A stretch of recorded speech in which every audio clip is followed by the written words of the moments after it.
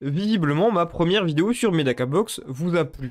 Et c'est une très bonne nouvelle pour moi, mais surtout, je suis assez heureux de voir que le manga plaît toujours, même 10 ans après son dernier chapitre. Oui, ça commence à remonter un petit peu. À la fin, je vous avais proposé une nouvelle vidéo sur l'œuvre si ça vous intéressait. Je suis donc devant le fait accompli.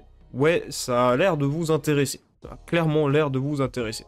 Alors, moi, bon, ça me dérange pas, je suis très content. Voilà, c'est une nouvelle vidéo sur Medakabox, c'est parti. Normalement, vous avez saisi l'univers de Medakabox. Vous avez compris comment ça marche, à peu près, hein, en tout cas. On a l'impression que le manga ne fait absolument aucun sens, que c'est un délire fiévreux. On a même parfois l'impression que c'est un jeu de rôle réalisé par un groupe de potes qui veulent tester les limites de la fiche des personnages. C'est toujours de la surenchère. Et ça m'a donc fait repenser à quelque chose. Ça va spoiler la fin du manga, donc je vous déconseille de regarder si vous voulez, pas connaître la fin du manga. Ça serait dommage. Il y a énormément de vent chez moi. Voilà, si vous entendez claquer tout le temps, je peux rien y faire. Je suis obligé d'enregistrer aujourd'hui. Donc, désolé pour ce désagrément. Bref, normalement, si vous avez relevé ce détail, à la fin de Medakabox, on a une petite information de rien du tout, qui pourtant, elle change tout le manga, si on la regarde bien. Si on s'y intéresse, vous comprenez que, ça va tout basculer. Tous les personnages ont perdu leur pouvoir quand ils sont devenus adultes. Le dernier, c'est Zenkichi qui l'a perdu à 22 ans. De mémoire, c'est une théorie qui est relativement populaire, c'est une théorie que les gens connaissent à peu près, mais ça a soulevé quelque chose, et en fait j'ai trouvé plein de petits éléments dessus, et la théorie me paraît trop folle et intéressante pour ne pas en parler. Il y a un consensus dans les communautés et dans la création des histoires en général. L'idée même et le concept du « tout ça n'était qu'un rêve », c'est nullissime. Quoi qu'il arrive, c'est naze comme pas permis, tu peux rien faire de bien avec cette théorie. Enfin, c'est ce que les gens disent, parce que la solution, c'est toujours la même. Si tu sais bien le faire, c'est bien. Tu peux prendre n'importe quoi, à partir du moment où tu le fais bien, tout le monde trouvera ça bien. C'est aussi bête que ça. Et donc, là, je sais, voilà, vous attendez à ce que je le dise, vous y attendez à ce que je vous le dise. Rien de ce qui s'est passé dans Medakabox n'est arrivé. C'était un rêve. C'est pour ça que les personnages perdent leur pouvoir quand ils deviennent adultes. C'est pas plus compliqué que ça. Bon, en réalité, c'est plus compliqué que ça. C'est pas un rêve, en fait. Medakabox n'est pas un rêve. La réalité, c'est que le manga, c'est la version distordue du monde qu'un adolescent voit et qu'un adolescent regarde. Ok, vous êtes en train de hausser le sourcil et vous vous demandez de quoi je parle, là, et de qui je parle. Laissez-moi quelques instants pour assembler les pièces du puzzle. C'est super facile à comprendre une fois que t'es dedans. Déjà, on doit définir qui est le sujet du rêve. Qui c'est qui est en train de rêver cette histoire? Qui c'est qui rêve et qui regarde ce monde avec cette vision distordue? C'est le premier truc important. Si vous avez compris que le manga brise les codes et le quatrième mur, on en parle dans la vidéo précédente, vous vous dites sans doute que l'adolescent en question, c'est le lecteur. Et que donc, comme on enjolive les histoires, on a tendance à tout imaginer nous-mêmes. C'est une réflexion très intéressante et plus que sensée, mais c'est pas ça. Et pourtant, vous y étiez presque. Quand vous suivez Medakabox, vous suivez le rêve d'un personnage en particulier. Et ce personnage, c'est Zenkichi. Ça paraît complètement dingue et impossible à croire. Mais concentrez-vous parce que ça a du sens. Ça a vraiment énormément de sens. Là, je vais vous faire un millefeuille argumentatif, mais à chaque fois, vous direz, il avait peut-être raison. Ce mec dans son coin qui est très bizarre avait raison. C'est pas gentil. Vous avez dû le remarquer durant votre lecture, Zenkichi est un cas particulier. C'est un héros de shonen et l'inverse du héros de shonen en même temps. Qu'est-ce que je veux dire par là? On aurait tendance à penser que le héros de shonen classique, c'est Medaka. Mais elle aussi, c'est une parodie de ce héros. Le héros de shonen, il est faillible, le héros de shonen peut perdre, le héros de shonen gagne toujours au final, mais il n'est pas parfait. Le souci, c'est que Medaka est parfaite en tout point. Elle ne rate jamais rien. Donc ça ne marche pas. C'est pas possible que ça soit elle. Elle a les attributs de héros de shonen, mais c'est trop poussé. C'est un extrême. C'est à l'extrême qu'elle les a, donc ça peut pas marcher. Zenkichi, lui, c'est le problème inverse. De son côté, il a tout ce qui fait qu'un personnage peut être considéré comme un personnage de shonen, comme un protagoniste. Mais il y a une grosse ombre au tableau, son pouvoir. Si vous vous en souvenez pas, le pouvoir que Zenkichi finit par obtenir, c'est un pouvoir qui nie toute forme de coïncidence. Et ce qui fait qu'un héros de shonen l'emporte toujours, c'est des coïncidences, c'est des coups de chance. La chance lui sourit, tout marche tout le temps. Zenkichi, il annule ça. Assez naturellement, vous comprenez donc quelque chose de plutôt simple. Zenkichi et Medaka, c'est les deux faces de cette même pièce. Le héros de shonen idéal, le héros de shonen parfait, il est à mi-chemin entre les deux.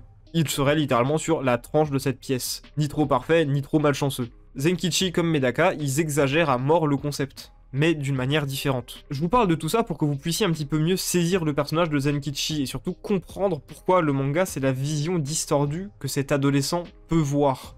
Tout ce qu'il voit, tout ce qui est différent selon lui. Zenkichi, pendant toute une partie de l'histoire, il a énormément de mal à comprendre que ce n'est qu'un être humain normal. Le mec il s'en vante H24 tout au long de l'œuvre, mais il ne fait jamais rien de normal. Il survit comme un hérisson avec 15 000 lames plantées dans le dos, il peut courir sur les murs. Est-ce qu'on est dans Naruto? Non.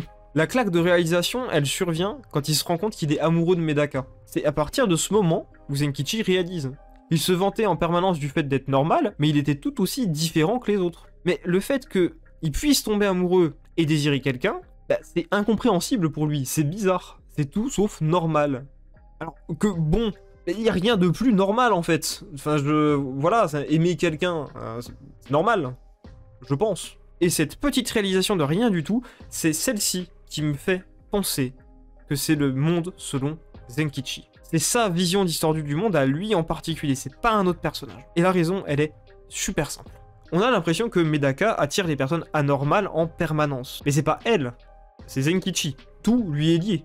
Medaka, sa mère, l'hôpital, les anormaux, les négatifs, tout finit par être lié et à se raccorder et à se rapprocher de Zenkichi.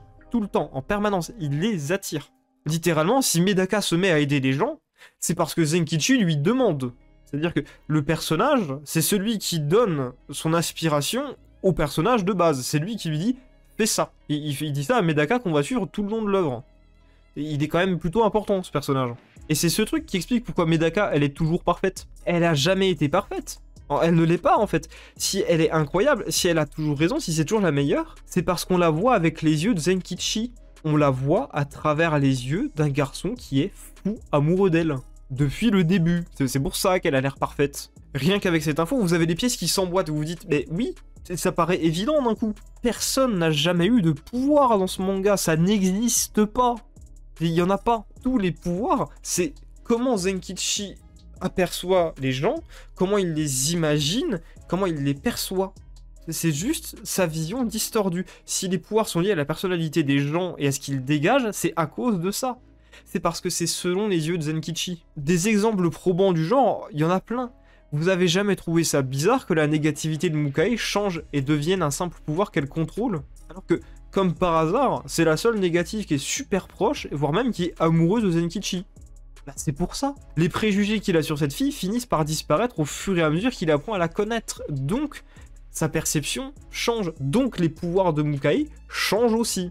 Depuis le début, le manga, l'histoire, les pouvoirs, leurs capacités, c'est régi par le subconscient d'un adolescent qui est fan de manga, ni plus ni moins. Un adolescent qui, naturellement, pense que c'est possible et qui va être le personnage principal d'une histoire. C'est pour ça toute la discussion avec Hajimu. Est-ce que tu veux être comme Joestar? Est-ce que tu veux être comme Yu Yu Hakusho, etc. C'est pour ça. Pourquoi Kumagawa perd tout le temps? Pourquoi il est détesté? Parce que Kumagawa représente ce que Zenkichi déteste, c'est de la projection. Si vous faites attention sur beaucoup de points, Kumagawa c'est l'inverse de Zenkichi. Le point le plus simple, Kumagawa c'est un pervers totalement assumé. Une des preuves supplémentaires que le manga vous donne, c'est la discussion entre Zenkichi et Tsubame, la première fois qu'ils se rencontrent. Si vous vous souvenez bien, les deux ils s'embrouillent pour une raison, mais on ne peut plus simple. Leur maison d'édition et leur magazine de manga préféré. Et ce que Tsubame reproche à Zenkichi, c'est d'aimer un magazine de manga qu'on juge pour gamin. Et que donc, par essence, il juge Zenkichi et lui dit « Mais t'es qu'un gosse, tu ne veux pas grandir, tu ne veux pas réaliser, tu ne veux pas regarder les choses en face, tu ne veux pas voir la réalité. » Le manga, depuis le début, c'est des délires de gamin. C'est juste les délires d'un gamin qui joue à un jeu. Si vous vous mettez à lire le manga sous ce prisme, vous allez remarquer plein de choses différentes. Mais surtout, il y a plein de trucs qui vont prendre sens de manière différente. Par exemple, on peut s'étonner de pourquoi les adultes n'agissent jamais et sont quasiment absents du manga en plus d'être inutiles. C'est pas ça la plupart du temps, de toute façon les adultes ils ont pas de pouvoir et ils sont plutôt faibles. La raison elle est là. Il n'y a aucune raison qui pousse un adulte à s'immiscer dans la vie et dans les jeux d'enfants et d'adolescents. C'est tout. Et je vous vois arriver et vouloir me contredire avec véhémence et me dire « Mais non Béléus, tu as tort, puisqu'il y a un adulte dans tout ça qui a des pouvoirs et qui agit. » C'est la mère de Zenkichi. Et le gros problème, c'est que en me disant ça, vous avez conforté mon point. Vous êtes en train de confirmer encore plus la théorie. La mère de Zenkichi a des pouvoirs. C'est quoi ces pouvoirs? Elle a une capacité incroyable à gérer et effectuer toutes les tâches qu'une mère sait faire. Faire le linge comme personne, la couture, aider pour les devoirs, faire du jardinage. On est dans la société japonaise, hein. Voilà, on est dans la société japonaise. Et bah, avec ça, vous comprenez où je veux en venir du coup? Pas du tout. Zenkichi est admiratif, ça va pas plus loin que ça. Sa mère est capable de tout faire, donc il la pense capable de tout faire. Elle sait tout bien faire, donc à ses yeux, sa mère est quasiment parfaite en tout point. Elle sait tout faire à la perfection. Peut-être qu'en effet, parce que c'est ce qu'on vous dit, le père de Zenkichi, il est parti parce que sa mère était exceptionnelle. Il a eu un complexe d'infériorité, il a pas supporté, il a abandonné son gosse et sa femme. Mais je pense que la réalité, elle est peut-être encore plus simple que ça. Zenkichi, il adore sa mère, il la croit capable de tout, c'est une super maman. Et tous les enfants, bah, ils voient leurs parents comme des super-héros. Encore plus quand on est adolescent, on essaie de s'émanciper un peu, etc. Mais soyez honnêtes, hein, au moindre problème, qui c'est qu'on appelle? C'est nos parents. Voilà, il y en a même à 25 ans, ils font une bêtise, ils appellent leurs parents. Il y en a même à 40 ans, c'est ce qu'ils font encore. Donc c'est naturel que sa mère, ça soit la seule adulte du manga à avoir des super pouvoirs. Parce que c'est la seule à ses yeux qui est exceptionnelle. Ça va pas plus loin que ça. Cette théorie, c'est vraiment le genre de format, c'est vraiment le genre de truc. Plus tu t'y intéresses, plus tu trouves qu'elle a du sens. Plus tu te dis, ah non mais non, c'est logique. Et je pense même qu'il y a un moment où l'auteur, il fait un petit indice là-dessus. Si vous vous souvenez de l'arc avec les collégiennes, il y en a une qui a exactement la capacité de Zenkichi. Mais il le tourne en ridicule. Elle s'imagine son propre univers, son propre monde, ses propres règles. C'est ce que Zenkichi fait. Mais le pire, c'est qu'on vous le met sous les yeux, hein, parce que dès le début, la personne qui lui fait passer un entretien, c'est Zenkichi. C'est avec lui qu'elle discute en tout premier. On va conclure avec des petits détails un peu sympas, des trucs assez cool. Si on le réalisait, vous pourrez plus vous l'enlever de la tête. Mais vraiment, cette théorie, relisez le manga en entier en vous disant, c'est dans la tête de Zenkichi. Je vous promets, ça change tout. Si Medaka est contente quand Zenkichi devient entre guillemets son ennemi, c'est pas la réalité. C'est la vision de Zenkichi. La vérité, en tout cas à mes yeux, hein, c'est que cette fille qu'il aime et qu'il aime en retour, hein, est heureuse de voir que son copain arrête de l'idéaliser et se mette enfin à la contredire. À ses yeux, Medaka n'est plus un être à part, c'est un humain comme les autres. Ça ne va pas plus loin que ça. Il n'y a pas vraiment de combat dans le manga. Je pense que Zenkichi s'imagine ça comme des combats, mais je pense que c'est plutôt des discussions, des altercations, c'est le seul truc qui se passe. Il n'y a jamais eu à proprement parler de battle, de combat, de destruction de bâtiments ou je sais pas quoi. Ça, c'est ce que Zenkichi imagine. C'est aussi pour ça qu'il se retrouve impuissant face à Hiko. Si on oublie la mère de Zenkichi, le docteur un peu nul, là, c'est le seul adulte avec des pouvoirs. Et les enfants ne peuvent rien faire face à un adulte. C'est pour ça que ce dernier finit par gagner quoi qu'il arrive. Les adultes, normalement, ils quittent ces jeux d'enfants et mettent leur monde imaginaire de côté pour se concentrer sur le réel et l'avenir. Notamment, celui des enfants. Tout ça pour dire, relisez le manga. Mais relisez le manga en ayant ça en tête. En vous disant, ce n'est que la vision de Zenkichi, ce n'est que ce qu'il imagine. Ça rendra la lecture super intéressante. Vous verrez plein de petits trucs que vous avez jamais remarqués. Et ben voilà, c'est toujours très plaisant de redire une œuvre qu'on apprécie, quoi. C'était Belleus, et je vous dis salut à tous.